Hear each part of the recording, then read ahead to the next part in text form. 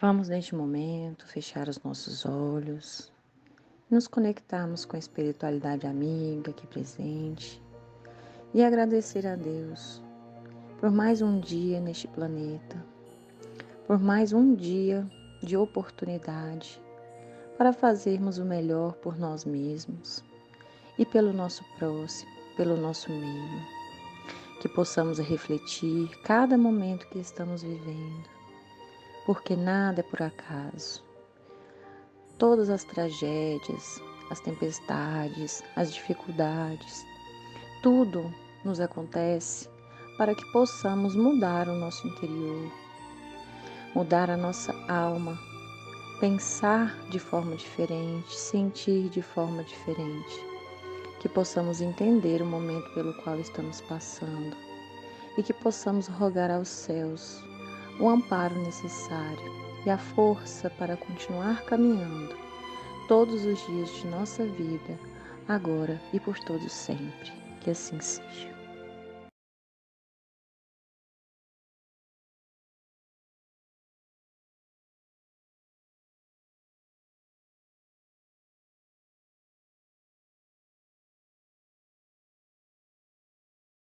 O nosso tema hoje é Avancemos Além. E essa é uma lição do Fonte Viva que a Fátima, por muito tempo, vem me chamando para fazer esse tema aqui.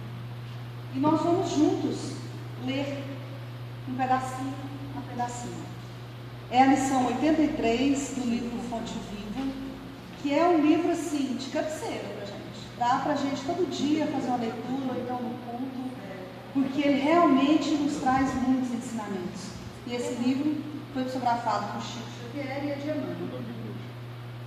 O primeiro parágrafo diz assim: aceitar o poder de Jesus, guardar certeza da própria ressurreição além da morte, reconfortar-se ante os benefícios da crença, constitui fase rudimentar no aprendizado do Evangelho. Para que nós possamos aprender o Evangelho, não tem como fugir disso, aceitar o poder de Jesus. Porque nós muitas vezes somos renitentes nisso, nós temos dificuldade. Se a gente for refletir aqui agora sobre as passagens do Cristo, por certo, alguns vão lembrar e outros, nossa, mas eu nunca vi essa passagem de Jesus. Então a primeira coisa é nós criarmos uma intimidade com Jesus, porque foi Jesus que veio nos trazendo toda uma lição para a nossa liberdade, nos ensinando um roteiro para a libertação. Chega depois a doutrina espírita, por ele já falada, e ela chega para nos dar o quê? Os caminhos. Há vários caminhos para chegarmos até o Pai. Mas como que a gente pode conhecer Jesus? Lendo a Bíblia, mas lendo desarmado. Porque muitas vezes quando vamos estudar Jesus, a pessoa fala assim, mas isso não aconteceu. Eu acho que nos cabe de tudo tirarmos aquilo que a nossa evolução, o nosso momento amoroso, aquilo que nos faz parar, refletir e crescer. Se somos cristãos, temos que conhecer este homem. Temos que conhecer o Cristo. E só iremos conhecer o Cristo se realmente começarmos a conhecer a sua intimidade, ter intimidade com Ele, conhecer os seus ensinamentos e praticar. Segundo parágrafo: praticar as lições recebidas, afeiçoando a elas nossas experiências pessoais de cada dia, representa um curso vivo e santificante. Então não tem como, conhecendo Cristo, nós deixarmos de praticar as lições que Ele nos deixou. E qual a primeira lição? Amor. Amor. Amar o próximo como a si mesmo é uma das mais importantes. E para entender isso, a gente só completa com a doutrina espírita. Porque quando a gente fala quem é o próximo mais próximo? Família. E família, esses dias eu recebi uma mensagem que é prato difícil da gente ingerir. Mas se nós entendermos, tivermos primeiro o conhecimento do Cristo e conhecer a nossa doutrina espírita, a doutrina que nós professamos, fica tudo mais fácil. Porque o que a doutrina nos ensina? Que nós estamos imersos em nossas próprias emanações. E que chega até nós espíritos que sintonizam conosco. E que chega até nós espíritos que têm o que colher em nós. E chega até nós espíritos que nós temos a obrigação de amparar, ou por débito, ou a obrigação amorosa. Então esses espíritos chegam onde? Primeiro na família, na sociedade, no trabalho e mais, nos governantes. Esse é que é uma delícia de se perceber. Porque nós só vamos avançar além do comum, nós só vamos avançar para alcançar o ponto da nossa evolução, por nós projetada no plano espiritual, se nós compreendermos que não estamos lá no poder, porque somos muitas vezes covardes. Porque temos medo do poder. Quem já roubou aqui? Quem nunca, só eu e a Fátima, né? Quem nunca levou uma caneta do trabalho? É verdade. Um poderzinho desse tamanhozinho na carteira assinada, nós levamos uma só? Quem nunca tirou cópia no trabalho? Todos os dias. Um poderzinho desse tamanho, nós corrompendo e não temos a ética e ainda tiramos para o centro achando que somos bonzinhos. Ai, estou preparando a aula do centro. Então, em nome de Jesus, pode se matar? Pode se roubar? Pode não se ter ética? Isso é um poder lá em cima, né? Quem não? Todos os nossos CDs são originais? E livro espírita, ninguém copia, eu sei, mas tem gente por aí que copia. Eu acho que é você. Tira cópia. É crime. Então imagina se nós tivermos o poder de vereador, de deputado, de presidente. Que a gente não ia levar um caminhão de caneta? Então, nós temos que e agradecer a Deus não termos o poder. Muitas vezes, muito de nós que frequenta a casa, que é palestrante, o pessoal acha que a gente é melhor que os outros. E convidam a gente para cargos públicos. Eu já rejeitei diversos. Medo daquilo que tem em mim. Quando nós começamos a aprender a doutrina espírita, nós começamos a olhar para o outro e ver nele quem? O nosso reflexo. De onde nós viemos, gente? Do plano espiritual, certinho. Mas, quem leu aí Brasil, coração do mundo, pátria do Evangelho? Brasil, coração do mundo, pátria do Evangelho. Pois é. Lá no Brasil, coração do mundo, pátria do Evangelho, Ismael, para quem não leu, Ismael é o anjo, né? Aquele que povoou, que ajudou ao Cristo a escolher e a povoar o Brasil. E lá está assim, Ismael agulhado, né? Procurando gente, espírito para colocar no nosso país. Aí ele pergunta para o Cristo: obrigado. Senhor, Jesus, onde que eu vou buscar os espíritos para povoar essa terra? Adivinha o que Jesus falou? Nossa, na Seara, com o grupo espírita de regeneração, naqueles planetas de luz. Sabe o que Jesus falou para Ismael? Sabe aqueles lugares lá, tá, aqueles trevosos lá, aquele povo lá terrível, doidinho para ter uma chance de reencarnar? bota eles lá para eles aprenderem. Somos nós, meus amados. Olha que bênção. Se nós lermos e entender, a gente não vai ficar chateado, não. Nós vamos ver, não, nós também vamos ler. Nós já não matamos mais os velhos. Nós já não vendemos, tiramos dos braços das mães as crianças e vendemos. Nós já pagamos nossos funcionários agora. Já até assinamos carteiras. Então nós estamos em evolução. Mas para avançarmos mais ainda, nós temos que entender a formação dos nossos lares. Entender que...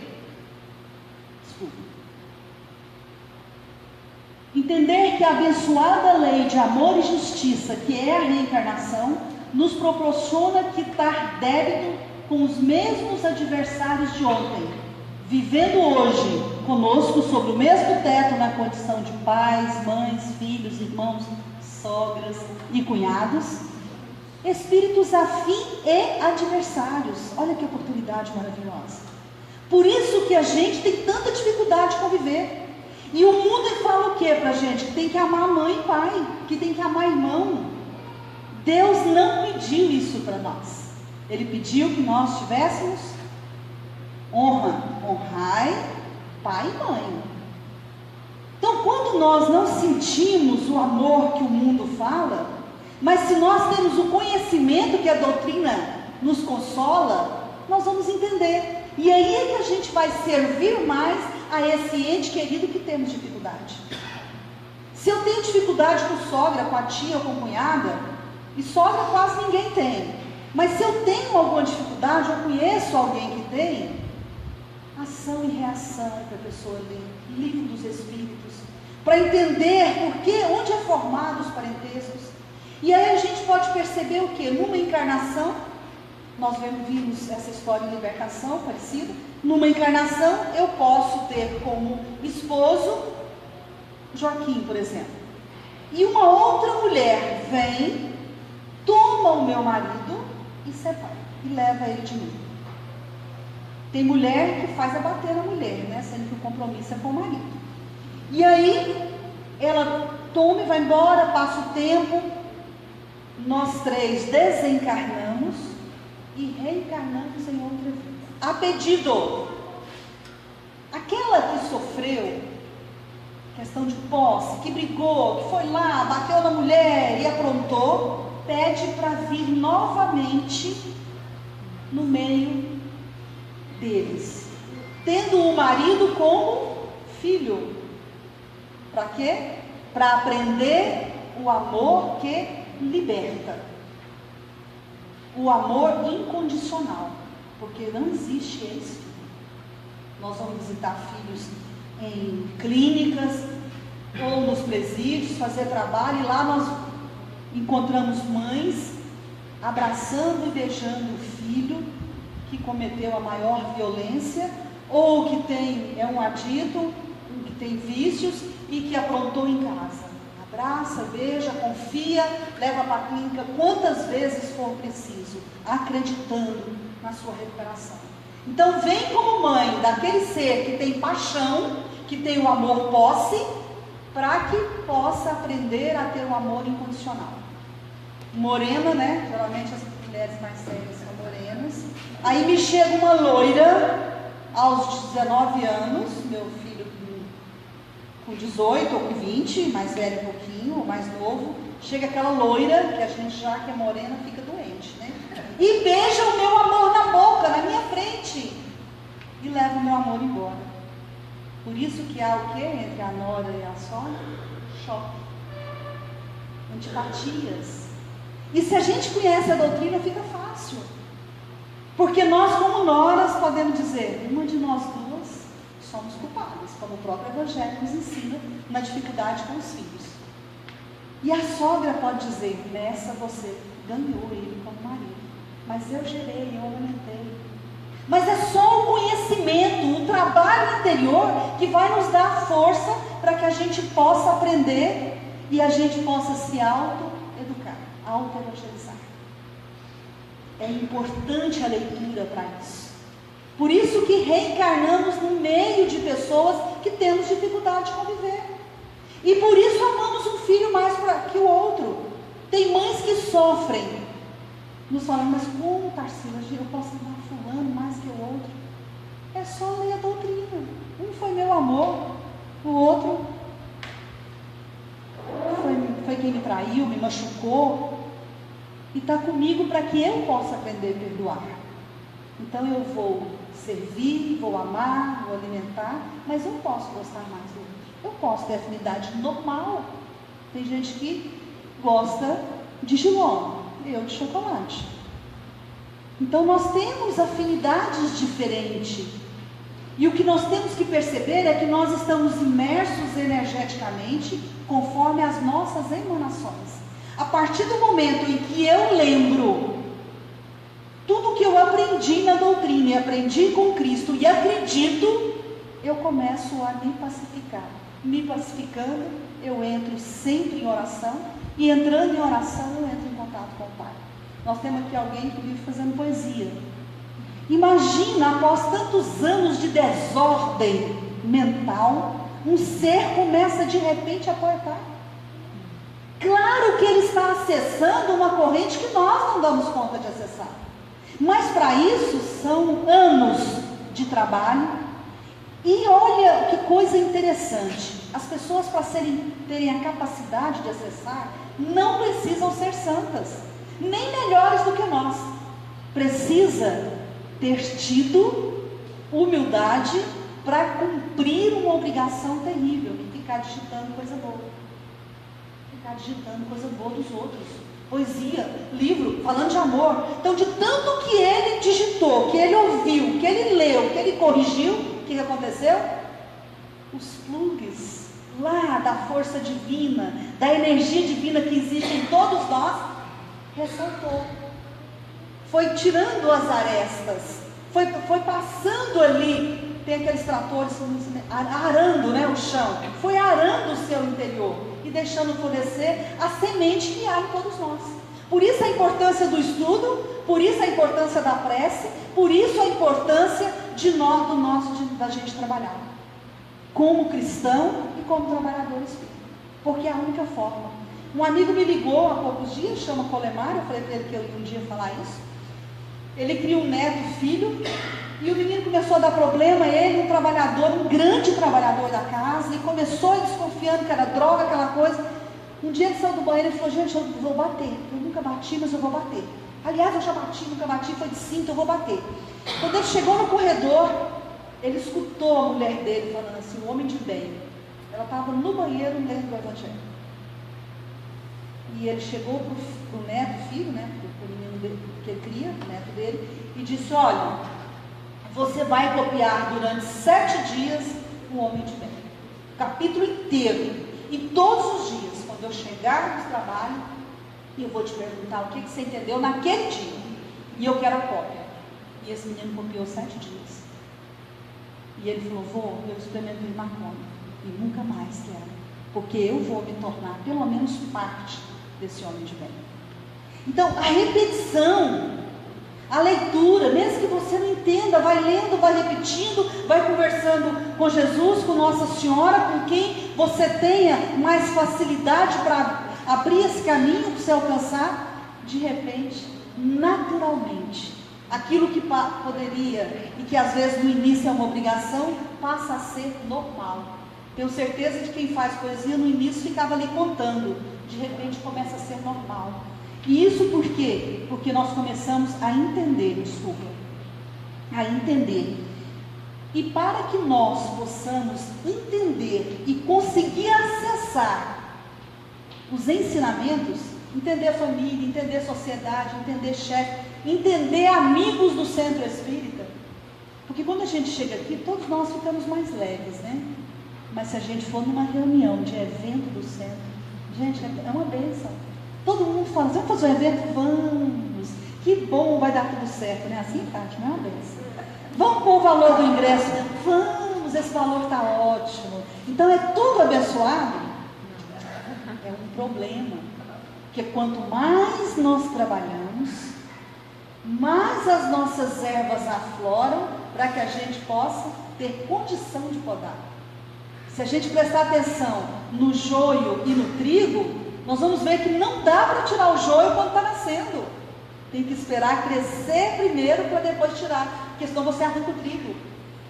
Então é necessário a gente chegar, estudar, começar a praticar, para ter coragem dos defeitos aparecer, para numa reunião alguém falar bravo, você fala também, e de repente você concorda, e de repente você fica doce. E teve gente aqui que já ficou doce, eu vi isso. Gente, é uma braveza que vocês não entendem, mas não dá para a gente ficar só nos livros. O verdadeiro homem de bem é aquele que pratica a lei da justiça, do amor e caridade. Da justiça, do amor e caridade na sua maior pureza. Então, o homem de bem é aquele que tenta praticar os ensinamentos, mas não dá para só ler. Ler não dá. Você tem que, além da reflexão, começar a ter um trabalho interior, entrar para dentro de si, reconhecer e ver como que eu vou fazer para que eu possa praticar isso. Se interroga a sua consciência sobre os próprios atos, pergunta se não violou essa lei, se não cometeu o mal, se fez todo o bem que podia, se não deixou escapar voluntariamente uma ocasião de ser útil, se ninguém tem o que se queixar dele, enfim, se fez aos outros aquilo que queria que os outros fizessem por ele. Dá para a gente fazer isso tudo? Não dá. Mas dá para a gente, na reflexão, começar a tentar andar pelo caminho certo. E se nós começamos e tentamos todo dia, chegou no final do dia, não precisa nem praticar o que Santo Agostinho nos pede no Evangelho segundo o Espiritismo. O que eu fiz hoje que Jesus não faria. Tudo, né? Tudo. Mas não precisamos partir para isso. Nós podemos, pelo menos, começar a dizer: hoje eu fiz algo fantástico, eu consegui calar. Há 6 anos atrás, eu e meu filho Everest, que é um menino mais bacana demais, espírita, hoje vai dar aula, já faz palestra, ele falou: mãe, eu queria propor um negócio para a senhora. Vamos a partir do 1º de janeiro desse próximo ano, porque tem isso, né? A pessoa faz aquelas promessas, né? Tem gente que pula onda, né? Não sei se faz alguma diferença, né? Mas, aí, ele falou: vamos parar de mentir? Gente, quem mente aqui, hein? Eu achei que eu não mentia. E eu falei: não é fácil. Gente, é difícil demais. Para ele é mais fácil, porque, por exemplo, se a Fátima chega e fala: Tarsila, você pode fazer uma palestra para mim quinta-feira que vem? Se eu falar não, eu falo só não? Você consegue só dizer não? Não. Você tem que explicar. E sabe o que é? Que a gente tem medo do outro. A gente quer que o outro admire a gente, que acha a gente bonzinho. O meu filho é irritante. A gente fala: faz isso para mim. Ele fala: não. Aí você fica esperando ele te explicar por que não. Ele não explica não. Não, acabou. Você não pode ir em algum lugar, você fala não, e aí você dá a desculpa, e às vezes não é verdade, é mentira social. Gente, é difícil, eu estou praticando há 6 anos. Nossa, agora é menos, né? Mas eu comecei a ver que como a gente faz, é difícil ser verdadeiro, até mesmo com quem convive conosco. E nós temos que fazer isso, começar a praticar um pouquinho, alguma coisa. É 8h30? Tá vendo? 8h35? Tá. Porque a prática nos leva a isso. Qual o meio prático mais eficaz que tem o homem de se melhorar nessa vida e de resistir à atração do mal? Está lá no Livro dos Espíritos. Que na verdade o Livro dos Espíritos é um roteiro para a gente se tornar uma pessoa de bem. Tem todas as respostas. Quem está grávida aí, eu quase morri de rir saindo, posso nem contar, né? Que agora eu estou filmando, saindo ali agora do banheiro, nós duas, né? Mas quem está grávida, quem tem filho, quem tem neto, o Livro dos Espíritos tem roteiro para educar filhos. A gente fez um seminário de 1 dia e meio em Bela Vista, só baseado no Livro dos Espíritos sobre educação de filhos. É fantástico.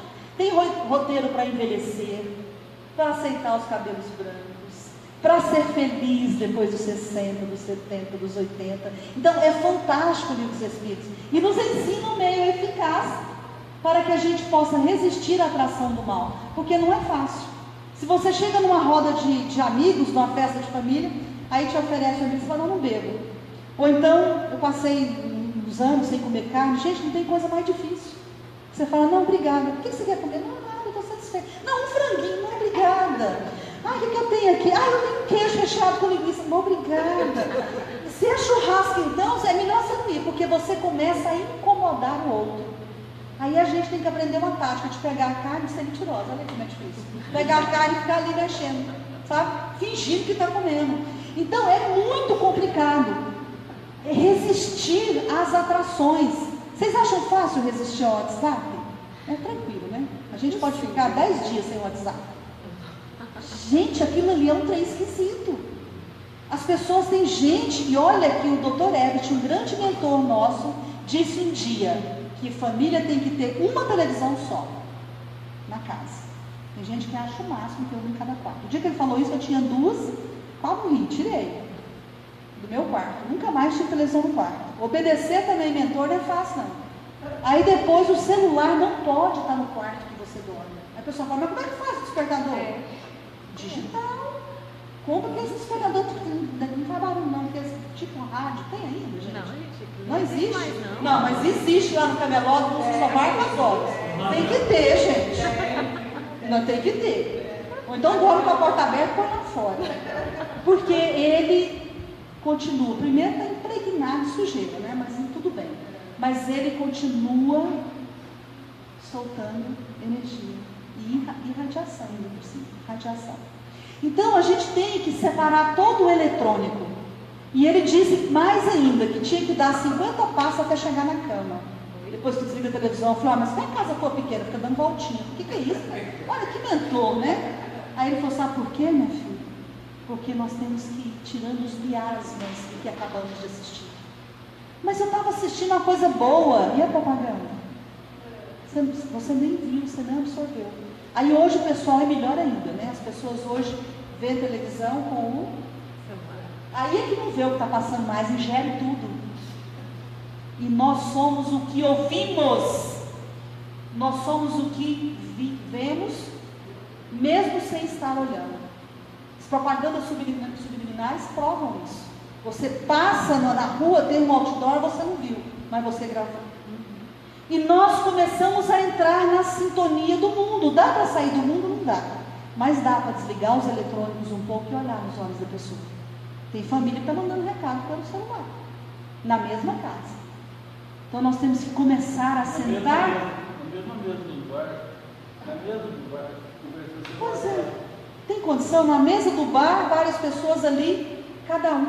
Eu, não dá para contar, tive uma experiência no Bougainville que eu fiquei boba de ver. Estava jantando com a minha família, chegou a família para jantar. Não vou contar detalhes porque não dá tempo mesmo.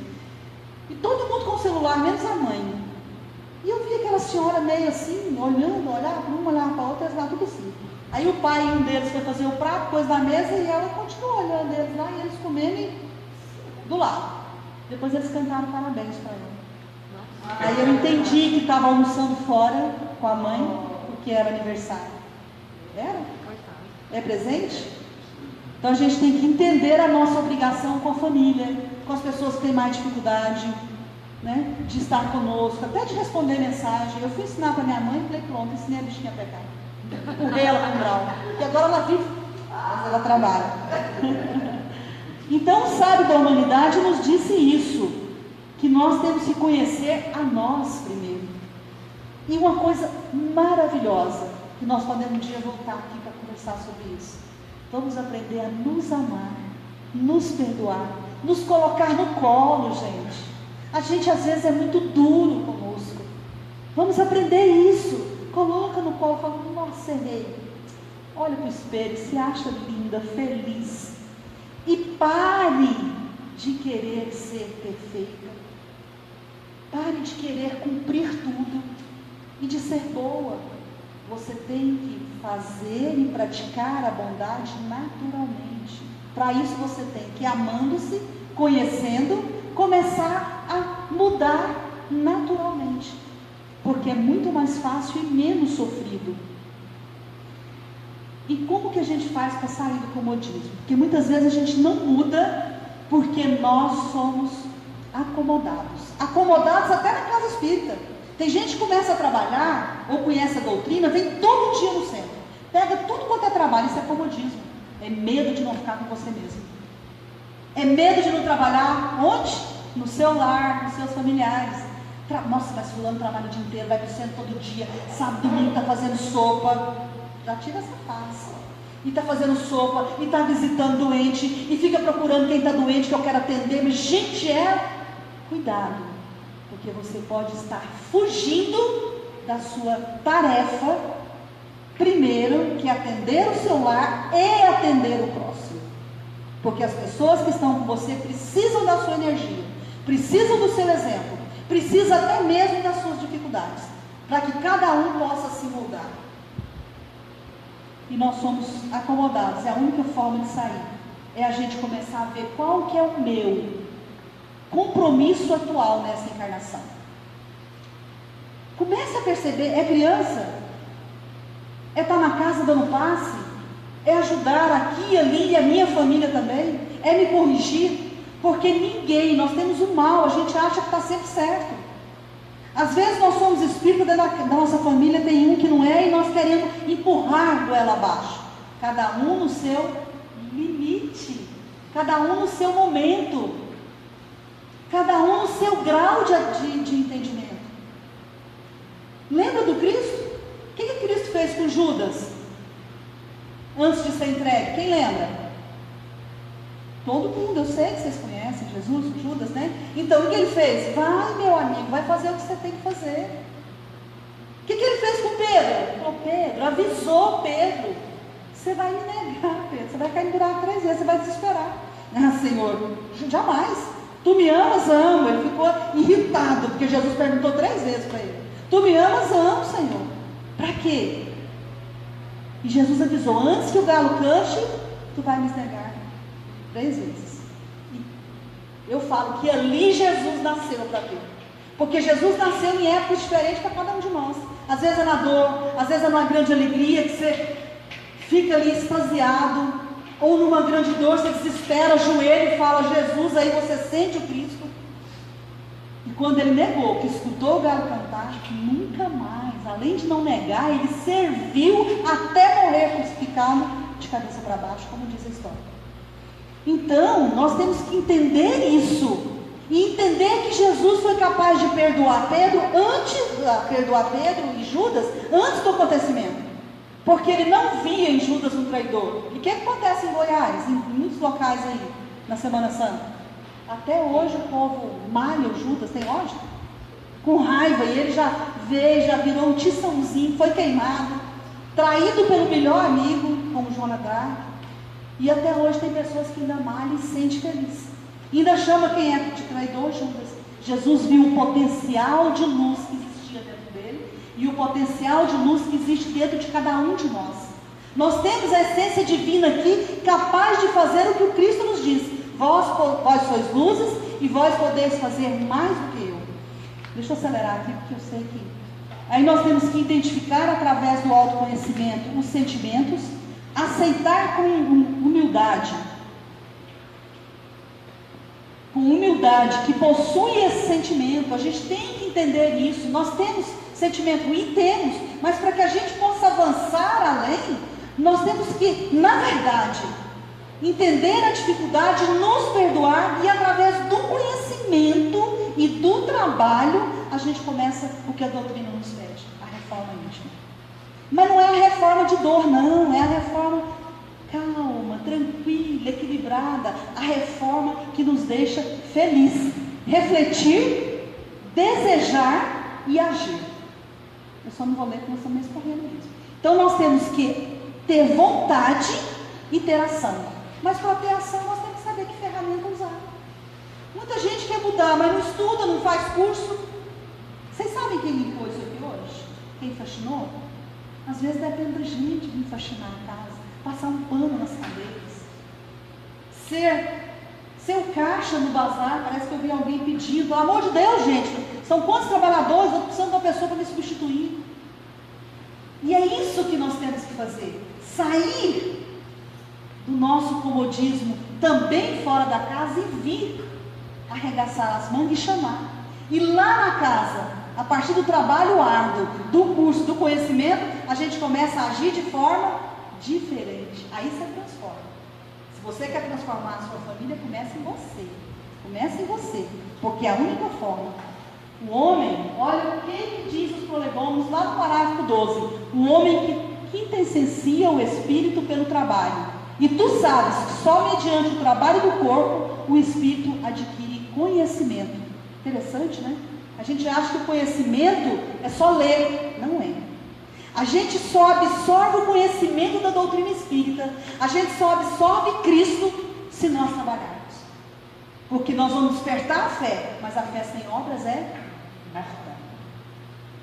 Então o trabalho é trabalhando, é lidando com a pessoa com problema, é lidando com o espírito doente, é lidando na desobsessão, vendo o espírito sofredor chegando aqui, contando as suas experiências, é lendo os livros e vendo os espíritos no plano espiritual, como em Obreiros da Vida Eterna, falidos, e ali falando, porque a gente esconde as nossas dificuldades.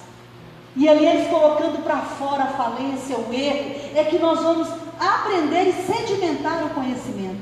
E a única forma de que a fé possa realmente ser fé, me chegou na hora que eu estava lendo e preparando essa palestra, chegou esse poema do S. Capelli para mim. A fé, para mim não, o Adalberto mandou para mim, né?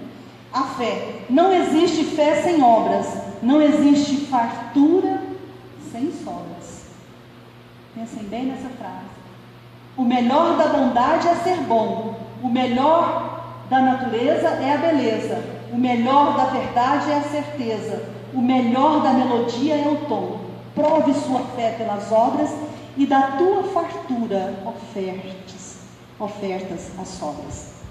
E nós muitas vezes temos fartura de palavra, temos fartura de conhecimento, temos fartura de abraço. Não é só a comida, a roupa, nós temos que nos doar. E nós temos fartura disso, porque quem ama Cristo, quem reconhece o poder de Cristo, quem conhece a doutrina, quem lê as obras, quem lê S. Capelli, tem uma fartura de conhecimento e de palavras para abraçar, para enxugar a lágrima, para levantar o caído, porque basta amar. Lembra do Cristo? Qual era o maior crime na antiguidade? O adultério.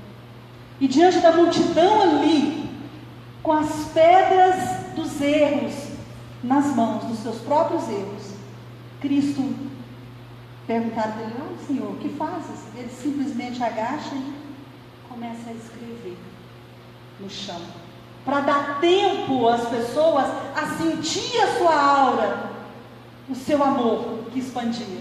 Porque se você chegava diante de Chico Xavier, se você chegasse de uma vez, você sentia mal. Você ia chegando devagar, depois você ia chorando e chorava o tempo todo que estava perto dele. E Jesus então calmamente deixou que as pessoas sentissem a sua energia. Eu tenho certeza que quando ele olhou e disse: "Quem não tiver pecado, que atire a primeira pedra", muitos já estavam apaixonados por Cristo.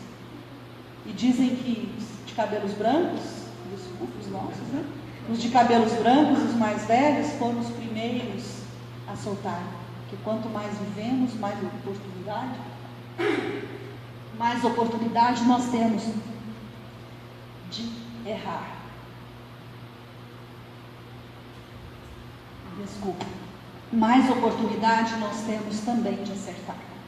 Que nós possamos então encerrar só lembrando disso, que o arrependimento não é o choro, é a ação. Não voltar a fazer determinada coisa é a essência do mais verdadeiro arrependimento. E para concluir, olha a leitura final. O aluno não se retira dos exercícios do alfabeto, nunca penetra o luminoso domínio mental dos grandes mestres.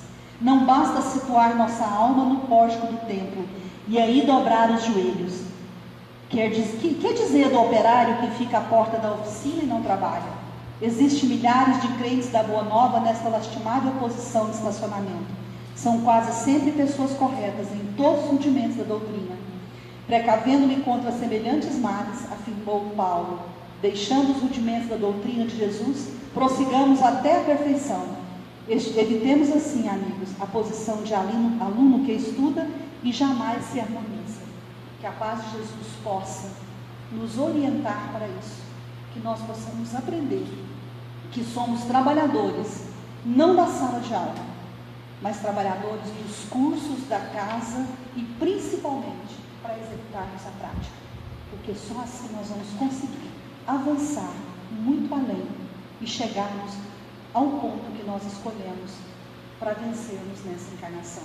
E sempre, queridos, diante de qualquer situação, olhem para frente, vejam o que vocês têm que percorrer, projetem, planejem, parem um pouco, desliguem os eletrônicos, olhe para o dia seguinte e veja o que farei de bom para alguém. Olhe para trás e veja os erros que você já cometeu nos dias passados. Olhe para os lados, com quem vocês podem contar. Olhem para cima e sintam Deus na presença amorosa do sol ou das estrelas.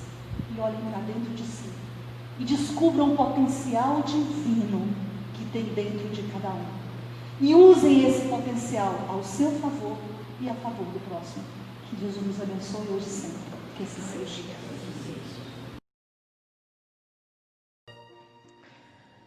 Pai de infinita bondade, que possamos neste momento receber dos céus a energia necessária para refazer o nosso perispírito, que possamos durante a noite receber orientações e o amparo que tanto necessitamos da espiritualidade amiga, que possamos neste momento entender que nada é por acaso e que tudo o que estamos passando será um bálsamo divino em nossas vidas futuras.